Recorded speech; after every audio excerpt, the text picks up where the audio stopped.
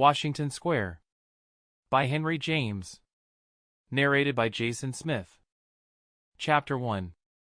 During a portion of the first half of the present century, and more particularly during the latter part of it, there flourished and practiced in the city of New York a physician who enjoyed perhaps an exceptional share of the consideration which, in the United States, has always been bestowed upon distinguished members of the medical profession. This profession in America has constantly been held in honor, and more successfully than elsewhere has put forward a claim to the epithet of liberal. In a country in which, to play a social part, you must either earn your income or make believe that you earn it, the healing art has appeared in a high degree to combine two recognized sources of credit.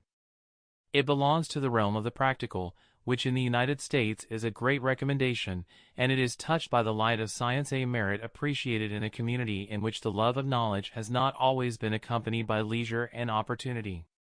It was an element in Dr. Sloper's reputation that his learning and his skill were very evenly balanced. He was what you might call a scholarly doctor, and yet there was nothing abstract in his remedies. He always ordered you to take something.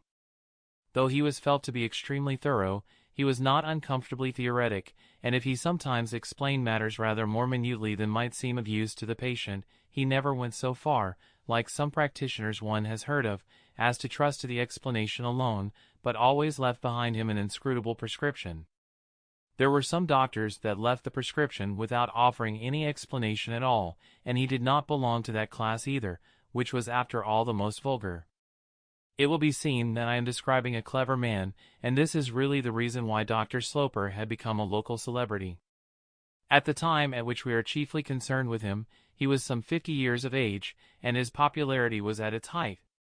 He was very witty, and he passed in the best society of New York for a man of the world, which, indeed, he was, in a very sufficient degree.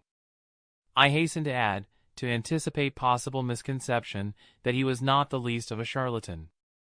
He was a thoroughly honest man, honest in a degree of which he had perhaps lacked the opportunity to give the complete measure, and, putting aside the great good nature of the circle in which he practiced, which was rather fond of boasting that it possessed the brightest doctor in the country, he daily justified his claim to the talents attributed to him by the popular voice.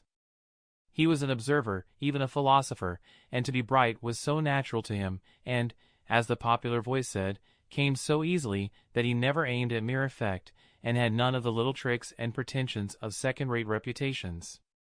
It must be confessed that fortune had favored him, and that he had found the path to prosperity very soft to his tread. He had married, at the age of 27, for love, a very charming girl, Miss Catherine Harrington, of New York. Sample complete. Ready to continue?